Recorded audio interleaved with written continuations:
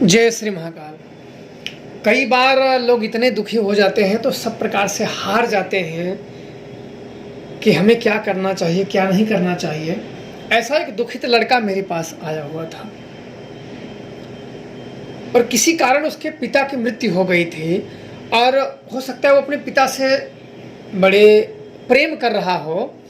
उस कारणवश वो अपने पिता की मृत्यु जानने का प्रयास कर रहा था कि मेरे पिता की मृत्यु हुई कैसे थी और क्या मैं उनके लिए कुछ कर सकता हूँ। कई जगह पे गया, नहीं कुछ हुआ तो मेरे पास भी आया। तो मैंने कहा कि ये माता पिता के मुंह में मत फंसो। ये तो ऐसे चीज़ है कि दलदल में व्यक्ति फंस रहा है लेकिन धन की गठरी को नहीं छोड़ रहा है। किसी चीज़ में जाना है तो रिश्ते उसमें मत इन्वॉल्व करो। बोले नहीं गुरुजी। वो बहुत मैंने उसे समझाया कि रिश्ते उस धन भरी गठरी के समान है कि व्यक्ति उस धन के बोझ के कारण डूब रहा है फिर भी उस धन को छोड़ नहीं रहा है। फिर भी वो नहीं समझा। कई प्रकार के उसके ज्ञान दिए, कई प्रकार की जानकारियां मैंने बताई उसका मोह भंग करने के लिए कि अब भी उस मोह से भंग हो जाए और सतमार्ग पे आ जाए। पर वो मेरी बातों को न तो समझा और एक ही बात पे अड़ा रह गया। फिर बोला कि मैं कुछ नहीं कर सकता। मेरे को थोड़ा सा चिढ़ाने लगा उसको समझाते समझाते। मेरे पास अब कुछ नहीं है, मैं अब कुछ नहीं कर सकता, मेरे पास शक्तियाँ नहीं है। फिर अच्छा वो रोने लगा, रोते रोते जाने लगा। बोला गुरुजी आपने इतनी शक्तियाँ सिद्ध की, उनका क्या लाभ। अब ये बात मुझे सुन के बड़ा अजीब लग गया। उसने कहा गुरुजी रोते रोते, गुरुजी आपने इतनी शक्तियाँ इतनी साधनाएं सिद्ध की हुई है, उनका क्या लाभ कि रोते हुए का कम से कम एक मार्ग न मिल सके। मेरे को बड़ा अजीब लग गया, जैसे मेरे भी उसको ज्ञान देते देते जैसे मुझे ही ज्ञान हो गया। मेरे को लगा अरे ये तो बड़ी अजीब बात हुई है कि इन ज्ञानों का क्या मतलब। फिर मेरा बड़ा मन बैठ गया उसकी बातों को सुन के। मेरा ज्ञान मेरा साथ छोड़ दिया। अब ये मेरे मन में आ गया कि बोल तेरी इच्छा क्या है। मेरे अंदर एक ऐसी आ गया ना कि जैसे मैं वरदान देने वाला हूँ, उसे ऐसे आ गया कि बोल तेरी इच्छा क्या है। यदि हम सब इंसान हैं, हम सब क्या किसी को देंगे। लेकिन उस समय किसकी प्रेरणा से या क्या हुआ मेरे अंदर ऐसे अचानक में आया। मतलब हाँ बोल तेरी इच्छा क्या है, क्या चाहता है तू। बोले कि गुरुजी, तब मैं शायद उसका गुरु था नहीं लेकिन उसने से बोला, संबोधित किया तो मुझे बड़ा अच्छा लगा कि कम से कम चलो इसको कुछ संस्कार तो पता है। बोला गुरुजी मैं चाहता हूँ कि अपने पिता के मृत्यु हुई है कैसे मैं वो जान जाऊं और मैं कभी जिंदगी में किसी शक्तियों के अनुभव नहीं किया हूँ। अगर आज मुझ पे प्रसन्न है, कृपा है तो मुझे किसी शक्तियों के कुछ अनुभव करवा दो। तो उस समय मैं बोल दिया था कि तेरी इच्छा क्या है। मैंने बोला ठीक है, अच्छा चलो करते हैं, कोशिश करते हैं। तो अब मुझे उसको यह करने के लिए मुझे तांत्रिक क्रियाओं को अपनाना पड़ेगा जो कि आम लोगों को दिखाना और उनके सामने प्रदर्शित करना बहुत बेकार काम होता है। क्योंकि कुछ लोगों की जब से आप कभी ऐसी चीज़ ना देखे हो ना तो देखना एक अजीब वाला काम हो जाता है और मैं ये कभी चाहता नहीं। तो उस समय पे मैंने उसको कहा कि आप डरोगे तो नहीं। बोला नहीं गुरुजी आपके चरणों में प्राण छूटेगा। दुनिया भर की अपनी सेवा सत्कार जो था। मैंने बोला ठीक है भाई, कह रहा है तो अच्छा बात है। शिव जी का कसम खाया कि नहीं गुरुजी हम शिव जी की कसम खाते हैं जब 1 इंची पीछे हटे वहाँ से जहाँ आप बिठा दोगे। क्योंकि मैं उसे बार बार मुझे था कि भागे ना बड़ी समस्या आ जाएगी, इसलिए मैं कई प्रकार से उसे कह रहा था। वो सब प्रकार से अच्छा कहा। मैंने बोला अच्छा चलो ठीक है। तो सर्वप्रथम उसकी पिता की मैंने खोज की। तो उसके पिता की आत्माओं को मैंने वहाँ से लेके आया। सुजान को मैंने भेजा। मैंने बोला कि इनकी पिता का जो उसने नाम बताया, मैंने बोला इनकी पिता की आत्माओं को लेके आओ, कहीं भी हो। किसी जानकार ने भी पकड़ रखा हो, किसी ने रोक रखा हो, उसको लाओ और मेरे समक्ष हाजिर करो। ये गया 10 मिनट में उसकी अगर मर के मुक्त हो गए होंगे तब तो ये खाली आ जाता, अन्यथा ये लेके आता। तो 10 मिनट में उसकी आत्मा किसी तांत्रिक ने पकड़ रखा था। उसकी पिता की आत्मा को वो किसी को परेशान कर रहा था, उसने पकड़ रखा था, अपने काम ले रहा था, गुप्त इच्छाओं की पूर्ति कर रहा था। तो ये उससे छीन कर लेके आया, मेरे समक्ष हाजिर कर दिया। क्योंकि इसे ये पकड़ने इनको कोई कैद नहीं कर सकता। ये मंत्र के द्वारा बंधन में नहीं आते हैं और मैं इनका गलत इस्तेमाल भी नहीं करता हूँ। ऐसा नहीं कि तंत्र मंत्र के बंधन में ना आए तो मैं इनका गलत इस्तेमाल करूँ या किसी को तकलीफ दूँ, ऐसे काम मैं नहीं करता हूँ बेवजह।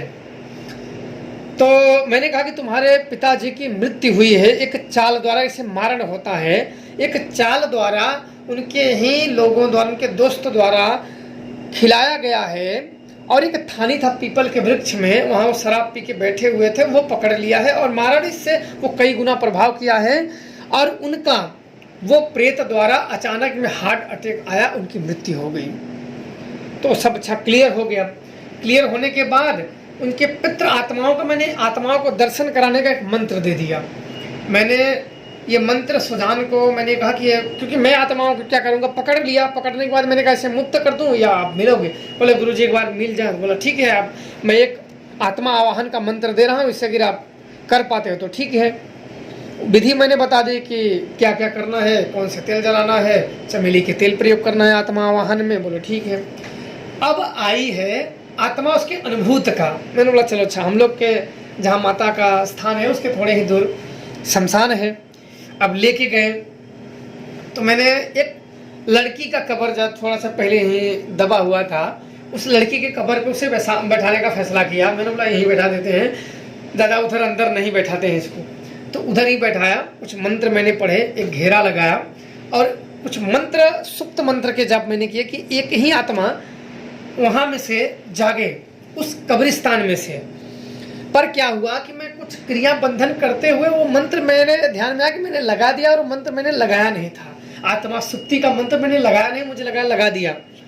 अब क्या हुआ कि जब वहाँ से जाने लगा तो मुझे अचानक याद आया कि मैंने आत्मा सुप्ति का मंत्र लगाया नहीं। फिर मुझे याद आ गया, अब दौड़ के मैंने वो मंत्र लगाए। अब लगाने के बाद मैं वहाँ से हटा और थोड़ी सी मैंने आत्मा आवाहन क्रिया वहाँ कर दी थी ताकि उसे अनुभव हो जाए। और थोड़ी दूर जाके हम सब बैठ गए। वो मेरे स्थान से जस्ट पीछे भी है शमशान, कब्रिस्तान है, हिंदुओं का ही है, कोई मुस्लिम नहीं। ऐसा नहीं कब्रिस्तान समझ के मत समझना कि मुस्लिमों का, ऐसा नहीं है। तो हम लोग थोड़ा दूर पे बैठ गए, मंत्र जपने लगा और लगभग 1 घंटा मंत्र उसने जपा। 1 घंटा जपने के बाद अचानक में वो चिल्लाया, अरे माँ रे, अरे बाप रे, जान गया, ऐसा चिल्लाया। हम लोगों की आवाज़ सुनी तो मेरे साथ जो एक जन और लेके गया था वो बोले अरे मादर चौथ रुक जा। कहाँ जिधर से आवाज़ है उधर दौड़ा हमको लिपट गया। मैं अपना त्रिशूल उठा रहा था क्योंकि मैं ज़मीन पे बैठा था, त्रिशूल उठाया और लुंगी पहन रहा था। ऐसा लोग कि दौड़ने में मेरी लुंगी ही गिर जाए, तो मुझे वो उसको बचाने में लुंगी भी ढूंढनी पड़ेगी। रात में काली थी लुंगी, वो भी ढूंढनी पड़ेगी किधर गई। तो मैं उठा और उसको बोले कि रुक। मैंने बोला दौड़ो और दौड़े। बोले रुक जा माधर चौथ, रुक जा, भागना मत। इधर से आवाज़ आई, उधर ही वो लड़का दौड़ के भागा और आके इनके गले में लगा और गिरा, बेहोश हो गया। तो बोला गुरुजी, वो जो मेरे साथ था बोला गुरुजी। मैंने बोला हाँ आ रहा हूँ। लुंगी बैठ के फिर मैं भी त्रिशूल लिए दौड़ के आया, देखा तो गिरा हुआ था। फिर आनंद फानंद में क्योंकि उतने जल्दी में मोबाइल भी ना खुले, उतने जल्दी में तो टार्च वैसे लिया नहीं था। मैंने बोला फोन से काम चल जाएगा, आधे घंटे में इसको निपटा के आ जाएंगे अनुभव करा के। जल्दी मोबाइल का भी नहीं खुल रहा है फटाफट। एक कहावत है कि जल्दबाजी का बड़ा काम नुकसान होता है। हमने जल्दी मोबाइल खोला, अब खोलने के बाद देखा तो उसने तो खून की उल्टी कर दिया था। फिर मैंने तुरंत आंख बंद किया, यमरूड़ा का मैंने प्रत्यक्ष मंत्र चलाया तो देखा तो प्रेत बिल्कुल चारों तरफ से वहाँ के तो सुप्त हुए थे, वो सब जाग के चारों तरफ उसको मारने के लिए। मैंने बोला रुक जाओ। एक तो हाँ बिल्कुल आंख में उसके आग जल रही थी उस प्रेत के, वो रुक ही नहीं रहा था, रुकने के बाद भी नहीं रुक रहा था। फिर मैंने तुरंत हाथ काटा, यमरूड़ा को भोग दिया। मैंने कहा देवी यही है, ले, क्योंकि मैं कुछ ले नहीं गया था। मैं पकड़ देवी से रोक, तुरंत यहाँ से आगे नहीं आना चाहिए, धिक्कार है, अगर आगे आ गए ना तो तेरी पूजा बंद कर दूंगा देवी। मैं जान रहा था इसकी शरीर वो पकड़े तो ये फिर जिंदा नहीं उठेगा, ये मर ही जाएगा और फिर क्या जवाब देना पड़ेगा, बड़ी समस्या आ जाएगी। ऐसे लोग क्या कहें इन लोगों के ऊपर। फिर मैंने तुरंत हाथ काटा, मेरा हाथ कुछ ज़्यादा ही कट गया, जल्दबाजी में कुछ ज़्यादा ही हाथ मेरा कट गया, वहाँ कट गया, खून दिया। यमरूड़ा तुरंत अपने सिंहासन पे आई, ध्यान में हुआ, सिंहासन पर अपने प्रेत और प्रेतनिया के संग में प्रकट होती है। आई उन लोगों को अच्छा रोका, वो सब वहीं रुके। अब बिल्कुल जैसे कम से कम 2000 हों। नजर एक पे बस एक ही का मुझे बस अभी तक मुझे याद नहीं, इतने अंधेरे में खड़े हुए थे ना कि मेरे को एक बार तो डर हो गया कि अब तो स्थिति कंट्रोल से बाहर जा रही है। फिर मैंने तुरंत शमशान काली के मंत्र पढ़े, भैरव के मंत्र पढ़े, हनुमान जी के मंत्र पढ़े, फिर घर के देवताओं के आवाहन किए, बुलाए। 15-20 मिनट के बाद फिर उसको मंत्र पढ़ के तब थोड़ा सा होश आया, लगा रोने। मैंने कहा कि मातर चोद, तुरे को जब हिम्मत नहीं है तो क्या बोल रहा था। मेरे को बड़ी गुस्सा आ गई कि तंत्र मंत्र क्या है, जब जान ले समझ ले। और उससे पहले बोल रहा था मैं भी मैं जानता हूँ, यही जानता है तू। बोला अरे गुरुजी मैं ऐसी चीज़ देखा हुआ नहीं था। बोला चल चल यहाँ से निकल।